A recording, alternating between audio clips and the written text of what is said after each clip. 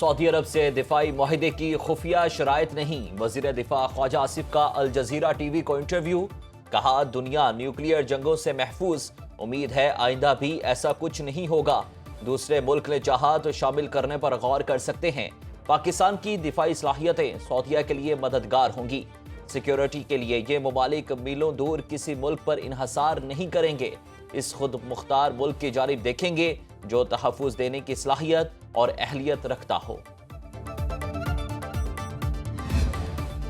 حرمین شریفین کی پاسبانی کا شرف پاکستان کو ملا، مکہ اور مدینہ منورہ کی حفاظت پاک فوج کرے گی، وزیر اعلیٰ پنجاب مریم نواز کا سرگودہ میں تقریب سے خطاب، کہا سعودی عرب میں جو عزت ملی دنیا دیکھتی رہ گئی، سعودی عرب میں فضائی طیاروں کی سلامی ایک شخص نہیں پوری قوم کو دی گئی، ماضی میں ایک وزیر اعظم کو الٹی سیدھی حرکتوں پر جہاز سے اتارا گیا، اڈیالہ جیل میں بیٹھنے میں ایک شخص کو نہیں معلوم کہ باہر دنیا بدل چکی ہے، سعودی عرب کے ساتھ کانٹریکٹ ایک کاغذ کا ٹکڑا نہیں، یہ دفاعی معاہدہ بہت بڑا کارنامہ ہے، فیلڈ مارشل کی قیادت میں پاکستانی افواج نے مارکہ حق میں بھارت کو شکست دی۔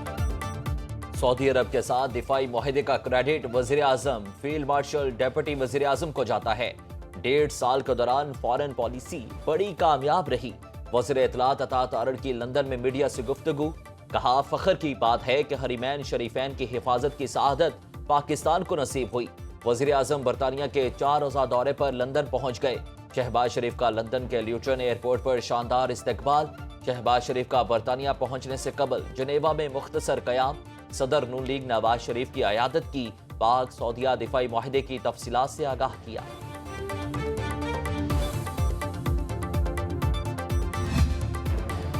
مصر کی پاکستان اور سعودی عرب کے اسٹریٹجک دفاعی معاہدے پر مبارکباد، نائب وزیر اعظم اسحاق ڈار کو مصری وزیر خارجہ ڈاکٹر بدر العبدالعاطی کا ٹیلی فون، ترجمان دفتر خارجہ کے مطابق مصری وزیر خارجہ نے پاک سعودی معاہدے کو اہم سنگ میل قرار دیا، کہا پاک سعودی معاہدہ شراکت داری، اعتماد اور باہمی تعاون کو مضبوط بنائے گا، پاکستان اور مصر کا جنرل اسمبلی کے 80ویں سالانہ اجلاس کے موقع پر باہمی روابط اور تعاون برقرار رکھنے کا اعادہ۔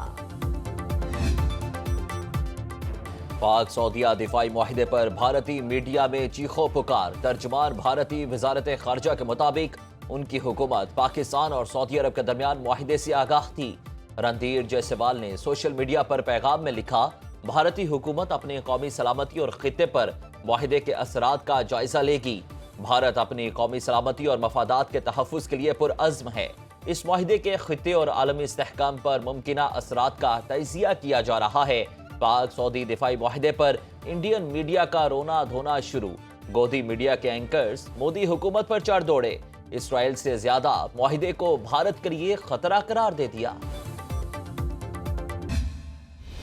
پاک سعودیہ دفاعی معاہدے کی خبر عالمی میڈیا کی سب سے بڑی خبر بن گئی، ایٹمی پاکستان حرمین شریفین کے تحفظ میں سعودی عرب کا پارٹنر بن گیا، ماہرین کے مطابق یہ معاہدہ علاقائی طاقت کے توازن کو بدل سکتا ہے، اب کوئی جارے حماقت سے پہلے 10 بار سوچے گا، پاکستان اور سعودی عرب سائبر سیکیورٹی، ڈرون ٹیکنالوجی اور خلائی دفاعی نظام میں بھی تعاون بڑھائیں گے، امریکی، یورپی اور خلیجی میڈیا نے شہ سرخیوں میں نمایاں جگہ دی، الجزیرہ نے معاہدے کو واٹر شیڈ کا نام دیا، واٹر شیڈ وہ علاقہ ہوتا ہے جہاں سے مختلف ندیاں نکلتی ہیں، ٹائمز آف اسرائیل کے مطابق معاہدہ خطے میں اسرائیلی مفادات کے لیے خطرہ ہے، بھارت بھی اس سے شدید متاثر ہو سکتا ہے۔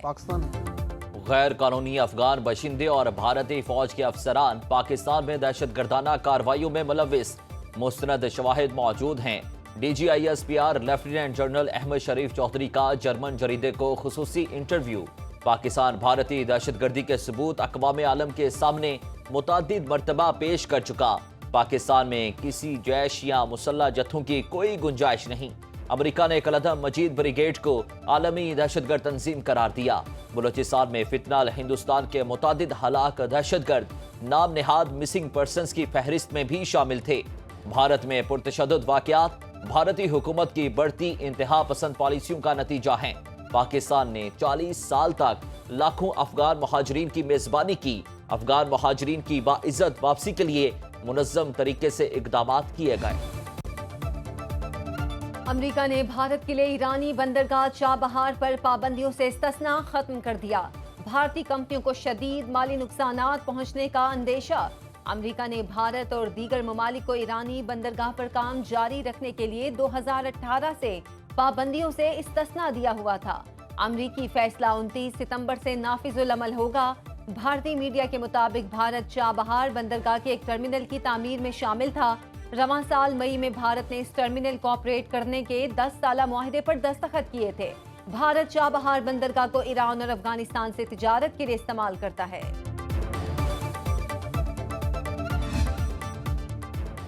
امریکہ اسرائیل کی حمایت میں آخری حد تک چلا گیا۔ غزہ میں جنگ بندی کی قرارداد چھٹی بار ویٹو کر دی۔ سلامتی کونسل کے 15 میں سے 14 ارکان نے قرارداد کی حمایت میں ووٹ دیا۔ اسرائیل 21 لاکھ فلسطینیوں کو امداد کی فراہمی یقینی بنائے۔ امریکہ کے علاوہ تمام ممالک کا مشترکہ مطالبہ۔ پاکستانی مندوب عاصم افتخار نے اجلاس سے خطاب کرتے ہوئے کہا، فوری اور غیر مشروط جنگ بندی ہونی چاہیے۔ غزہ میں بچے بھوک سے مر رہے ہیں۔ روزانہ درجنوں لوگوں کو شہید کیا جا رہا ہے۔ اسرائیل نے ہسپتالوں کو بھی نہیں چھوڑا۔ پاکستان فلسطینی عوام کی مکمل حمایت کا اعادہ کرتا ہے۔ امریکی مندوب نے کہا کہ قرارداد میں حماس کے حملوں کی مذمت اور اسرائیل کے دفاع کے حق کو تسلیم نہیں کیا گیا۔ سیلاب میں جن لوگوں کے گھر گرے انہیں 10 لاکھ روپے دیے جائیں گے۔ مکانات کو جزوی نقصان پہنچنے پر 5 لاکھ ملیں گے۔ وزیر اعلیٰ پنجاب کا سرگودا میں الیکٹرک بس سروس کی افتتاحی تقریب سے خطاب، کہا 2 ہفتوں میں متاثرہ افراد کو چیکس ملنا شروع ہو جائیں گے۔ آخری سیلاب متاثرہ کے آباد ہونے تک چین سے نہیں بیٹھوں گی۔ شہر کے لیے 60 بسیں رکھی ہیں۔ سرگودا ڈویژن کو 105 بسوں کا تحفہ دیں گے۔ ابتدائی طور پر سرگودا کے لیے 33 الیکٹرک بسوں کا اعلان۔ جلال پور پیروالا میں سیلابی پانی سے موٹر وے ٹنلز اور سڑک متاثر۔ 7ویں روز بھی شجاباد تا اچ شریف تک موٹر وے تمام ٹریفک کے لیے بند۔ NHA کی جانب سے موٹر وے کے پشتوں اور ٹنلز پر حفاظتی اقدامات جاری۔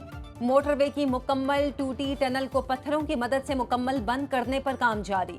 مریم اورنگزیب کی سربراہی میں ٹیکنیکل کمیٹی کا سیلاب متاثرہ علاقوں کا دورہ۔ ٹیکنیکل کمیٹی کا موٹر وے میں شگاف نہ ڈالنے کا فیصلہ۔ مریم اورنگزیب کی سربراہی میں قائم کمیٹی کا اجلاس۔ سیلاب متاثرین کو ٹینٹ، صاف پانی، خوراک اور مویشیوں کو چارے کی فراہمی کا جائزہ لیا گیا۔ زندگی بھر کی جمع پونجی لٹ گئی۔ سیلابی ریلے، مکانات، مال مویشی، فصلیں، سڑکیں سب بہا لے گئے۔ ہر طرف تباہی کی داستانیں۔ مظفر گڑھ سیلاب سے متاثرہ علاقوں کے قریب فصلوں اور باغات کو سیم کے پانی نے متاثر کیا۔ خوراک اور چارے کی کمی، مچھروں کی بہتات سے علاقہ مکین شدید پریشانی میں مبتلا۔ چورکوٹ سلطان باہو پل کے قریب سیلابی صورتحال کے پیش نظر ڈالا گیا شگاف، تاحال پر نہ کیا جا سکا۔ لوگوں کو آمد و رفت میں شدید مشکلات کا سامنا۔ جنوبی پنجاب سیکریٹریٹ نے سیلاب کے نقصان کے اعداد و شمار جاری کر دیے۔ جنوبی پنجاب میں سیلاب سے ہلاکتوں کی تعداد 45 ہو گئی۔ 11,74,870 افراد سیلاب سے براہ راست متاثر ہوئے۔ ریلیف آپریشن کے دوران 15,05,711 افراد کو محفوظ مقامات پر منتقل کیا گیا۔ 12,49,328 ایکڑ رقبے پر فصلیں متاثر ہوئیں۔ پنجاب کے 1,112 معاوضہ جات اور دیہات متاثر ہوئے۔ 14,51,978 مریضوں کو طبی امداد فراہم کی گئی۔ دریائے سندھ کا 8 سے 10 لاکھ کیوسک کا بڑا سیلابی ریلا 2 سے 3 روز میں کوٹری بیراج پہنچے گا۔ دادو مورو پل پر پانی کی سطح میں اضافہ۔ مہڑ اور دادو تحصیل کے کچے کے علاقے متاثر۔ نیو گوٹ میں زمیندارہ بند میں شگاف۔ مزید 4 دیہات زیر آب آ گئے۔ کپاس، تل اور دیگر فصلیں متاثر۔ کنڈیاروں میں کچے کے قدیمی گاؤں بکری کو بچانے کے لیے بنایا گیا مرکزی لوپ بند بھی ڈوب گیا۔ پانی بکری، پیر مہدی سمیت دیگر دیہات کی جانب بڑھنے لگا۔ مہڑ سے سیلابی ریلا لاڑکانہ سیون بچاؤ بند سے آج ٹکرائے گا۔ متاثرہ علاقوں سے لوگوں کی نقل مکانی جاری۔ سکھر بیراج پر 24 گھنٹے کے دوران پانی میں 24,000 کیوسک کی کمی ریکارڈ۔ گڈو بیراج پر پانی کی سطح تیزی سے کم ہونے لگی۔ کچے کے علاقے میں سیلابی پانی سے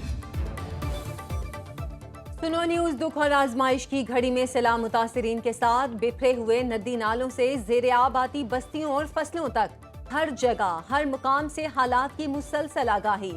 سنو نیوز کے نمائندے متاثرہ علاقوں میں موجود، سیلاب کی کوریج کے لیے خصوصی پروگرام، سیلاب زدگان کا ہر مسئلہ حکام کے سامنے رکھ دیا۔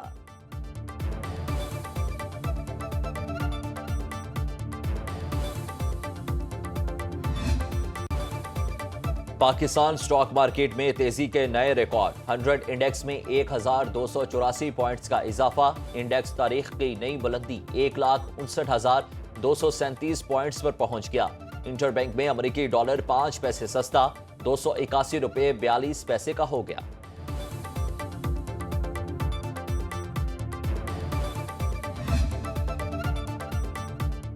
جسٹس طارق محمود جہانگیری نے اسلام آباد ہائی کورٹ کا فیصلہ سپریم کورٹ میں چیلنج کر دیا۔ درخواست میں استدعا کی بیٹھے ہوئے جج کو فرائض کی انجام دہی سے نہیں روکا جا سکتا۔